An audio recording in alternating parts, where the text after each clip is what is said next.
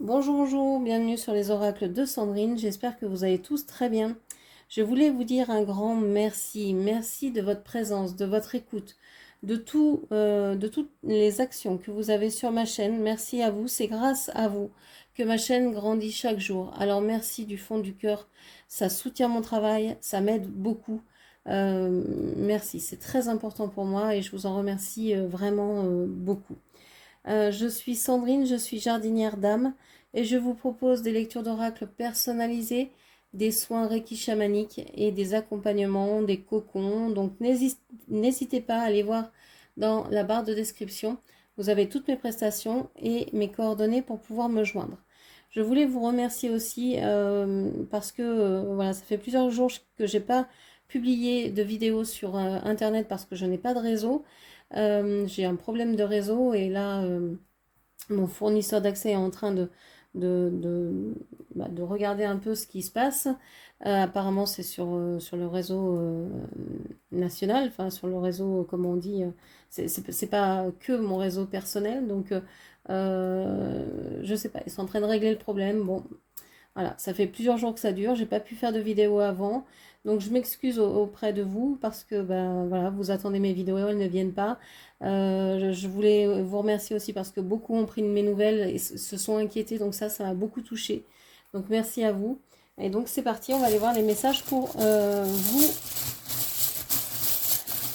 voir ce qui ressort.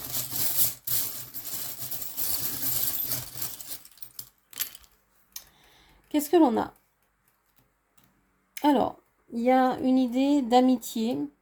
Est-ce que vous êtes en lien avec quelqu'un qui pourrait être un ami, qui pourrait être une ou un ami? Alors je vais parler comme si vous étiez une femme et qu'en face c'était un homme, mais vous adaptez évidemment mes propos en genre et en nombre. Euh, il y a la possibilité ici d'être ami avec quelqu'un, peut-être, si cette personne veut bien, si la personne en face de vous veut bien montrer ses sentiments, dire ce qu'il ressent. Euh, Parler aussi, évidemment. Euh, Il y a... C'est vraiment le bazar ici. Ça peut être le bazar dans la vie de votre ami aussi. Ça peut être le bazar dans la vie d'une personne que vous connaissez, que vous aimez. Vous le savez, mais vous ne voulez rien dire peut-être. Vous attendez certainement que cette personne vienne à vous, vous en parler par respect, vous voulez pas être intrusive dans sa vie, etc. Il y a vraiment une vie qui se délite. Alors, est-ce que c'est la vôtre aussi, où vous avez envie de faire le ménage dans votre vie à beaucoup de niveaux, hein, pro, financier, concret. Vous avez peut-être envie d'aller jardiner, de nettoyer votre jardin, de nettoyer la maison, de vous alléger, d'enlever toutes les affaires qui ne vous vont plus, que vous n'utilisez plus, dont vous ne vous servez plus, même si elles sont neuves ou très peu utilisées. Il y a beaucoup de tri à faire. Vous avez vraiment envie de faire un tri par rapport à ça. Euh, il y a un lien d'âme ici, hein. Il y a un lien d'âme, mais je pense qu'il n'y a qu'une seule personne qui sache qu'il y a ce lien d'âme. L'autre personne ressent des sentiments, mais se dit pas qu'il y a un lien particulier, etc. Ici, on a une lettre. On a la lettre B qui ressort. Peut-être que ça vous parle. Allez, on va aller voir avec le dessin canalisé ce que l'on a. Allez. Alors, c'est le crayon vert, le vert assez clair. J'espère que vous allez voir cette couleur à l'écran. Je ne sais pas ce que représente cette couleur pour vous. Peut-être la nature, l'envie de légumes verts, d'alléger vos plats. Je ne sais pas. On va aller voir ce qui ressort.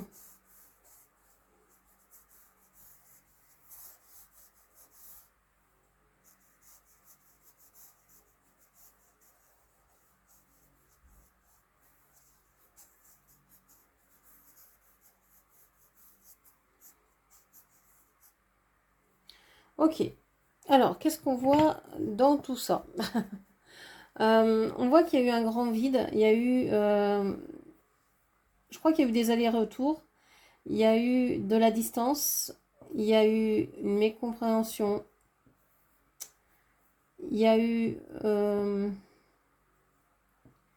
j'ai l'impression de voir un rabot à bois, vous savez, ce qui sert à raboter les planches de bois ou les portes pour enlever ce qui est superflu ou ce qui ne sert pas, de pouvoir enlever un peu d'épaisseur de bois. J'ai ça ici. Alors peut-être qu'on parle d'un menuisier, peut-être qu'on parle de quelqu'un qui aime travailler le bois, ébéniste, charpentier, je ne sais quoi. J'ai l'impression que c'est quelqu'un aussi peut-être qui est en train de se former ou qui est en train d'apprendre. Alors c'est peut-être quelqu'un qui est dans les études vis-à-vis de ce métier-là ou de ces métiers-là.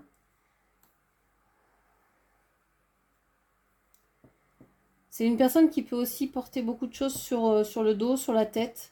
Alors ça peut être métaphoriquement, mais ça peut être aussi physiquement. Une personne qui porte des chapeaux, etc., etc. Mais aussi qui porte, je sais pas, qui met tout sur son dos. Quand il doit porter quelque chose, il porte tout sur son dos. Il a peut-être mal au dos d'ailleurs, souvent. C'est une personne vers qui vous avez certainement envie de revenir, mais il y a des nœuds. Il y a des nœuds dans le contrat, il y a des nœuds dans le lien, il y a des nœuds dans l'engagement. On voit le M ici qui peut vous dire que vous vous aimez, mais qu'il y a des difficultés avant d'arriver à ça. Il y a eu certainement plusieurs fins. Il y a eu certainement des ruptures, des séparations, des éloignements. On voit que y a une personne qui souffre au niveau gastrique ici. On a quelqu'un qui a peut-être du mal à digérer, qui a mal au ventre. Alors les chaleurs, ils sont peut-être pour beaucoup. L'angoisse, le stress. J'ai l'impression que cette personne, elle veut vous appeler. C'est elle qui a mal au ventre. Elle veut vous appeler, mais elle ne le fait pas. Parce qu'à chaque fois qu'elle voudrait, paf, elle est interrompue par quelque chose ou par quelqu'un qui vient lui dire est-ce que tu peux venir voir, j'ai ça, est-ce que tu peux m'aider, enfin, voilà, il y a toujours des choses qui l'interrompent dans son envie de vous joindre. Et plus ça va, plus cette personne est angoissée parce que ça fait peut-être longtemps qu'elle veut vous joindre et que finalement elle ne le fait pas. Et on voit que il a de plus en plus de difficultés. On a un espèce ici de manchot. C'est comme s'il était incapable en fait de revenir vers vous. Il a envie de le faire avec ce boomerang. Il aurait envie de revenir vers vous, mais il ne peut pas. Il voudrait revenir sur la séparation, il ne le peut pas. J'ai l'impression que c'est une personne qui, comme il ne peut pas revenir, il décide d'aller certainement dans les bras d'autres personnes, de se réconforter autrement, même s'il sait très bien que de toute façon il se sentira encore plus seul après et que de toute manière ce sera jamais le même lien qu'avec vous. Il recherche en fait le lien que vous avez eu dans toutes les relations qu'il peut avoir, mais n'arrive pas à le trouver. Et c'est quelqu'un qui devient de plus en plus froid. Peut-être avec vous parce qu'il se pense peut-être comme envoûté ou peut-être qu'il en a marre de ressentir ça pour vous et de ne pas arriver à aller vers vous et qu'il ne comprend pas qu'il doit peut-être travailler sur lui, se remettre en question, travailler des choses dans sa vie. Peut-être qu'il en a déjà aussi beaucoup fait, beaucoup travaillé et que il est à bout de force aussi. Hein. J'ai l'impression que ça peut être une personne qui est malade. On a le stéthoscope ici à l'envers. On a cette sensation que c'est une personne qui pourrait ne pas être bien, qui pourrait être alitée, qui pourrait être malade. Mais on voit aussi qu'à la porte de sortie, on voit que il y a des possibilités qu'il ne voit pas pour le moment, qu'il n'a peut-être pas envisagé, qu'il n'a peut-être pas... mais on voit que il y a une amélioration, il y a quelque chose qui vient. Je pense que cette personne est en train de guérir, c'est pour ça qu'on a le vert. Cette personne a pris conscience, il a pris conscience qu'il se faisait du mal, qu'il était en train de se détruire, qu'il était en train de détruire sa santé. alors par des addictions, par son comportement peut-être à risque, par euh, sa façon de penser, etc. Et donc, il décide de changer de vision, de prendre soin de lui, parce que sinon, bah, il sait qu'il pourra aider personne. Je pense qu'il s'est fait très peur récemment. Euh, j'ai l'impression qu'il a glissé. Il y a quelque chose qui glisse, qui lui fait comprendre qu'il doit se reprendre en main s'il veut mériter ce lien-là. C'est rigolo parce que le feutre, je vous disais, il était clair. Et en fait, il est écrit très foncé. Et c'est comme si... enfin, très foncé, on le voit très bien, hein, c'est pas du tout la même couleur que sur le feutre. C'est comme si les apparences étaient trompeuses ici. Peut-être cette personne, elle ne veut pas se montrer, mais qu'en fait, elle broie du noir. C'est une personne qui trouvera refuge dans l'amour et qui trouvera ses solutions dans l'amour et peut-être dans le lien ou dans votre retour dans ce lien. Après, je vous dis ça, c'est vous qui êtes, qui choisissez, hein, qui avez le libre arbitre et qui choisissez ce que vous voulez faire dans toute relation. Hein. Donc voilà, ça ne vous engage en rien. Alors, qu'est-ce que je fais comme tirage? Allez. Le tarot égyptien. Qu'est-ce qu'on peut me dire? Et oui, c'est vrai, il est vert aussi. Je n'ai pas choisi, la boîte était jaune. Et voilà, je ne sais pas, il m'a attiré celui-ci. Alors, qu'est-ce qu'on vous dit? Qu'est-ce qu'on vous dit? On vous parle d'avis sage et on vous parle d'inaction. On vous dit que cette personne attend peut-être des sages avis, espère peut-être avoir des avis sages sur une situation, peut-être sur une situation due en correspondance avec sa santé, et qu'il, pour l'instant, dans l'attente de cette réponse, il ne bouge pas, il ne fait rien.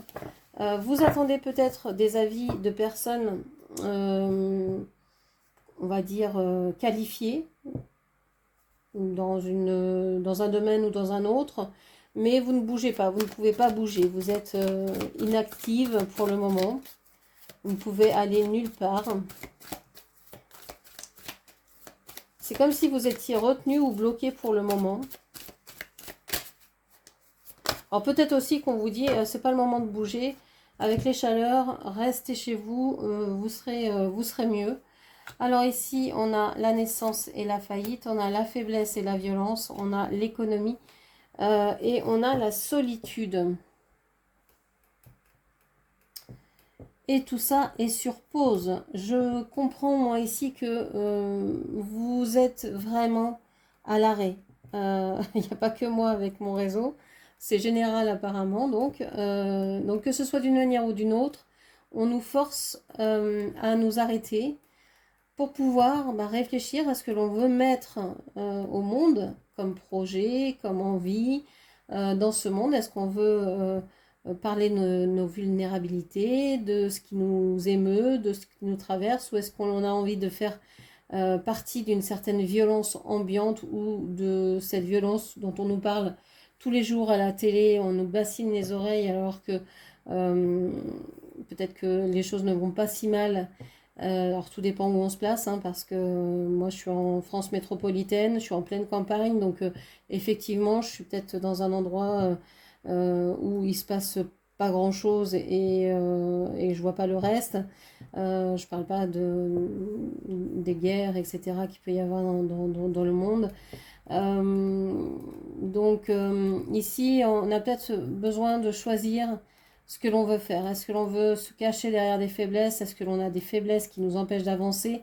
Ou est-ce que l'on a envie de créer, depuis là où on est, une certaine soit résistance à la violence, soit pouvoir faire face à quelque chose que l'on trouve violent, que l'on trouve inconcevable. Il y a une idée de même plus avoir peur d'être isolé ou de même plus avoir peur de la solitude ou même du burn-out ou d'une fatigue. Alors, j'ai l'impression qu'on est au-delà de ça.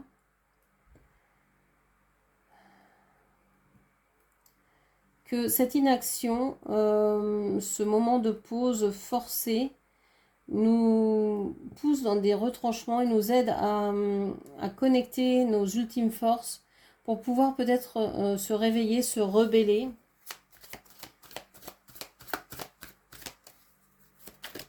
Qu'est-ce qu'on a d'autre? Là, j'en ai trop. S'il vous plaît.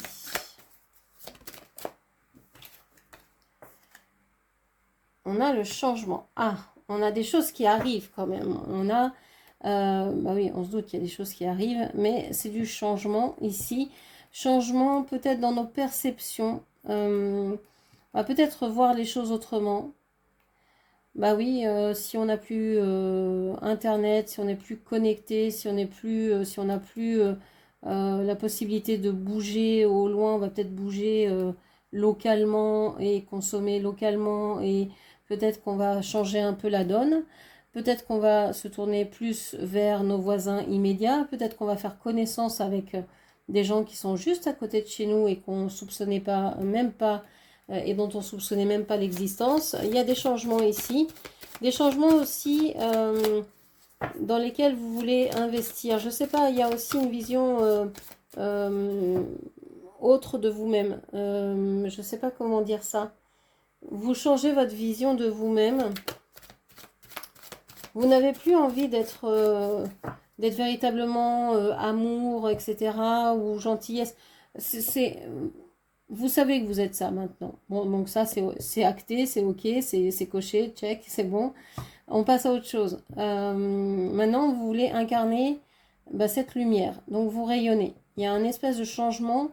Avant, vous cherchiez le Graal. Maintenant, vous êtes le Graal. Il y a un truc comme ça. Vous vous dites, bon, bah, de toute façon, je peux compter que sur moi. Si tout s'écroule autour, si tout est à l'arrêt autour, alors, ça peut annoncer des grèves, ça peut annoncer, je sais pas quoi, des, des, des bouchons, des blocages dans différents domaines de la vie, etc.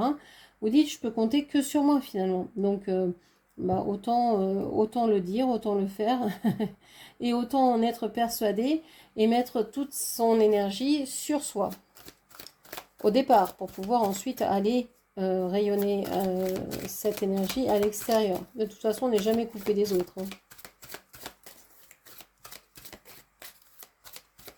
Alors, qu'est-ce que l'on peut vous dire encore?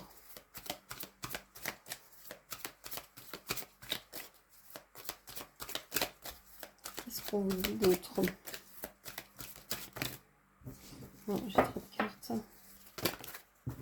Allez, s'il vous plaît.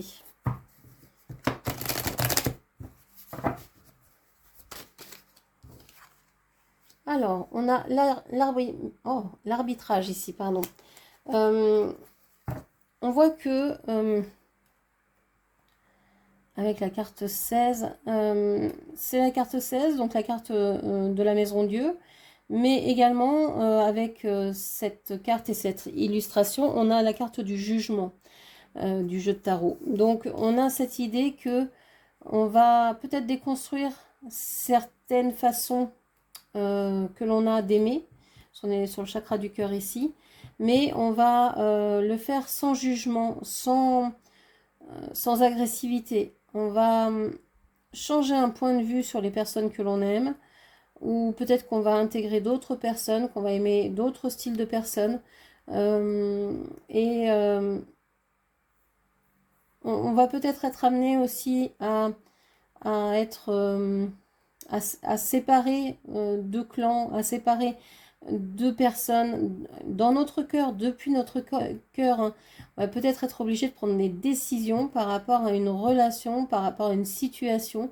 Les deux sont aussi aimables pour nous, ont autant de qualités l'une que l'autre, peut-être des qualités différentes, mais finalement on se retrouve dans les deux. Mais il va bien falloir choisir une ou l'autre, parce qu'on ne peut pas investir par exemple toute son énergie dans deux situations, dans ces deux travails par exemple, dans ces deux opportunités-là.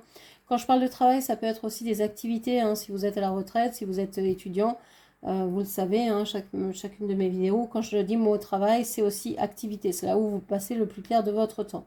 Donc là, vous allez peut-être devoir choisir deux activités différentes, deux choses, deux personnes. Vous avez peut-être des sentiments pour deux personnes à la fois, et vous vous dites, ben, je ne peux pas sciemment investir toute mon énergie dans ces deux personnes-là.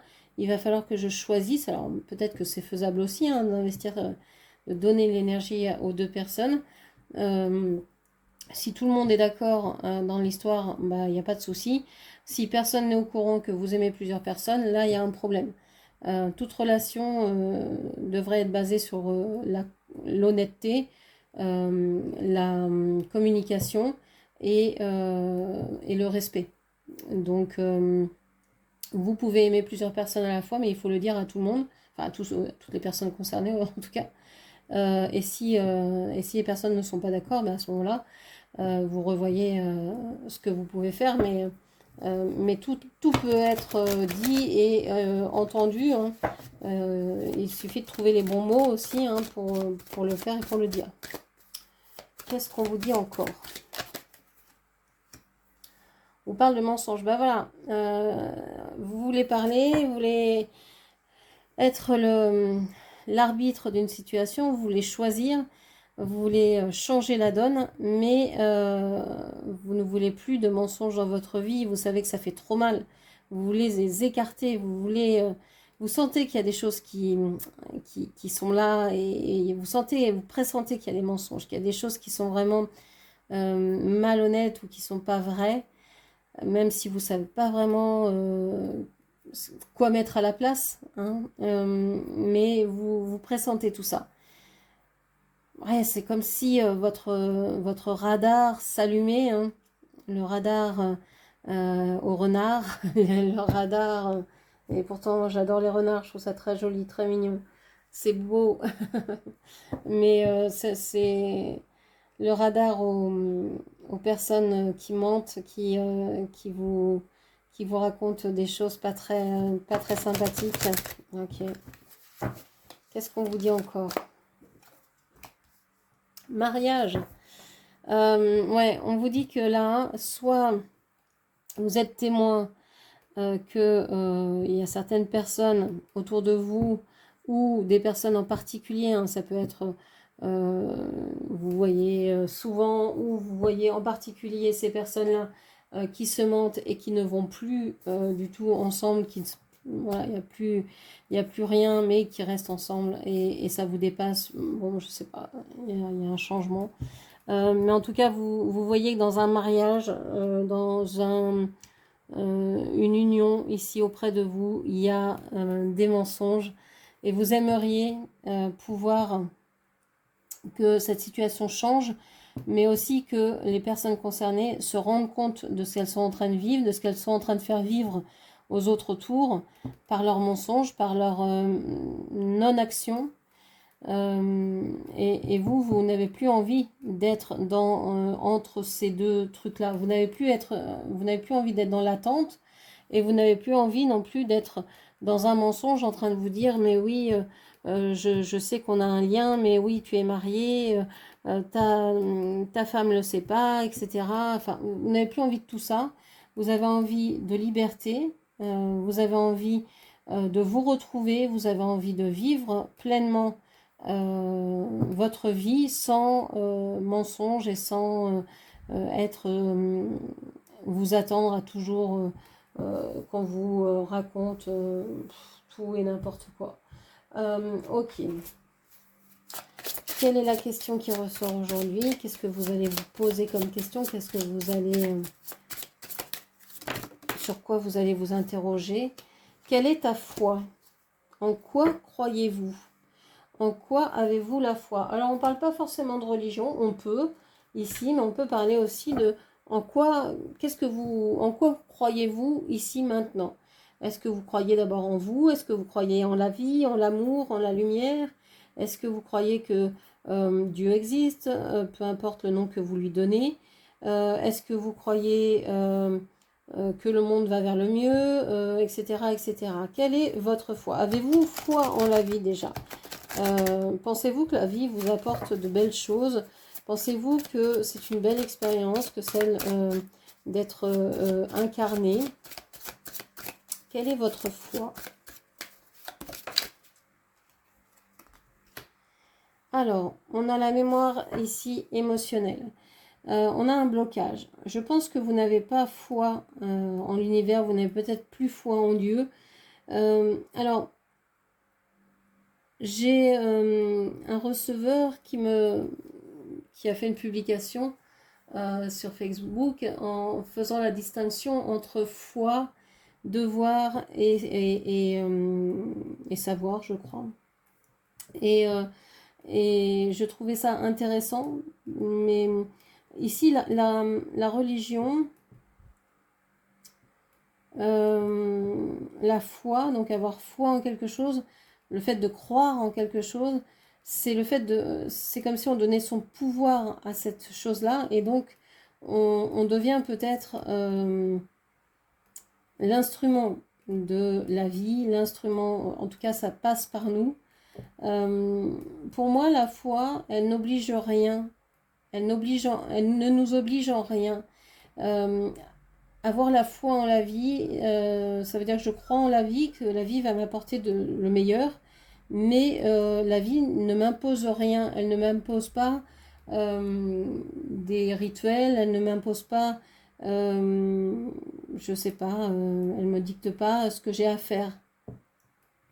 Elle m'apporte, oui, des choses, c'est pas comme une religion, quelle qu'elle soit, qui a ses pratiques, ses choses à respecter, ses moments de prière ou ses moments de carême ou de diète etc. Euh, c'est autre chose. Donc, est-ce que vous avez la foi, mais une foi, j'allais dire, inconditionnelle, sans dire oui, je m'en remets à Dieu et je m'occupe de rien, ou je m'en remets à l'univers et après ne rien faire dans la vie, c'est pas ça pour moi avoir la foi. La foi, c'est aussi de se dire bien, la vie va m'apporter ce que je veux, ou en tout cas ce qui est le mieux pour moi, mais il va falloir quand même que je bouge, parce que si je bouge pas, rien se passera, quoi. Je suis actrice de ma vie, je suis créatrice de ma vie, donc il va falloir que je m'active. Il y a des mémoires émotionnels ici qui bloquent votre vision peut-être de la foi. Peut-être que vous aviez la foi quand vous étiez jeune et vous l'avez beaucoup moins maintenant, parce que ben, vous avez été blessé, parce que vous avez perdu des personnes que vous aimez, parce que vous avez été séparé de gens qui étaient importants pour vous, parce que vous avez peut-être perdu votre innocence. Tout ça, ça peut se récupérer aussi. Euh, c'est une idée de croyance. Et ici, c'est une idée aussi de se retrouver, de guérir de cette blessure. Oui, vous avez eu une blessure émotionnelle, mais qu'est-ce que ça vous a appris sur vous, sur la vie, sur l'amour? Il y a vraiment des choses à aller guérir par rapport à ça. Parce que c'est dommage que à cause de ça, vous n'ayez plus la foi, que vous ne croyez plus en rien, peut-être même. Peut-être que vous n'avez plus de croyance dans la magie de la vie. Et alors à ce moment-là, la vie peut vous paraître bien terne, bien triste. Qu'est-ce qu'on vous dit encore?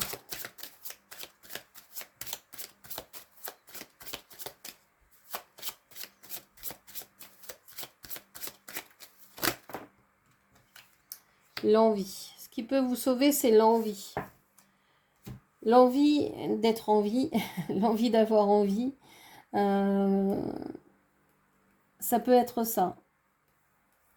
L'envie de faire partie d'un tout, l'envie d'aider, l'envie de rayonner, l'envie, je vois un arc-en-ciel moi ici, dans le haut de la carte, l'envie de donner, de rayonner, l'envie de s'incarner vraiment pour pouvoir profiter de de cette incarnation, de faire le plus d'expériences possible pour savoir, pour ramener du savoir en soi et à son âme. C'est comme si ici, depuis longtemps, il vous manquait l'envie. Vous aviez perdu cette envie ou un morceau de cette envie. On voit que c'est en train de changer. Vous êtes en train de récupérer cette envie-là. Peut-être parce que la stagnation ici est trop longue et trop grande. Et que vous vous dites non, je ne peux pas continuer comme ça. Ça m'a peut-être servi à un moment donné, mais là, stop, j'en ai marre. Je peux commencer autre chose. J'ai envie de me motiver pour un nouveau projet. J'ai foi en ce nouveau projet. J'ai foi en cette nouvelle activité que j'ai envie de commencer. Peut-être que je me suis déjà plantée dans d'autres projets similaires, mais je sais que celui-ci va marcher parce que j'ai envie que ça fonctionne, j'ai envie que ça marche. Donc voilà ce que je pouvais vous dire pour aujourd'hui. J'espère que cette lecture vous aura parlé. N'hésitez pas à la commenter, partager, liker, puis bien sûr à vous abonner à ma chaîne. Je vous remercie, je vous embrasse et je vous dis à très bientôt. Merci, au revoir.